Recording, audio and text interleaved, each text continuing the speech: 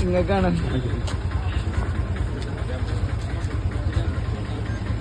താങ്കളുടെ വലിയ പ്രതീക്ഷ ആദ്യം ഉണ്ടായിരുന്നല്ലോ. അല്ല, ആ പ്രതീക്ഷ ഇപ്പോഴും പിന്നെ കെടാതെ നിലനിൽക്കുന്നുണ്ട്. ഒരു സംശയമില്ല.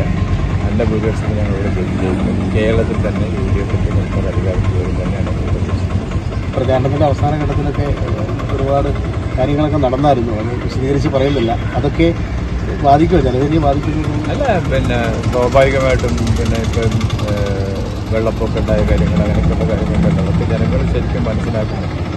അപ്പോൾ അത് വളരെ കൃത്യമായിട്ട് ഈ സമയത്ത് പറയേണ്ടത് തന്നെയാണ്. അത് ഒരിക്കലും പറയാതിരിക്കാൻ വൈകിട്ട് കാര്യമില്ല. അതുകൊണ്ട് തന്നെ വളരെ വലിയ വ്യത്യാസം ഈ ഇലക്ഷനിൽ ഉണ്ടാവുമെന്ന് ഞങ്ങൾ പ്രതീക്ഷിച്ചു. ജനവിരുദ്ധ 21 ലക്ഷത്തോളം സന്തുഷ്ടരായ ഉപഭോക്താക്കളും 2 ലക്ഷത്തോളം തിമിര ശസ്ത്രക്രിയകളും പൂർത്തിയാക്കിയ മലബാറിലെ ഏക കണ്ണാശുപത്രി Al Salama eye hospital, hospital road, Perinthalmanna.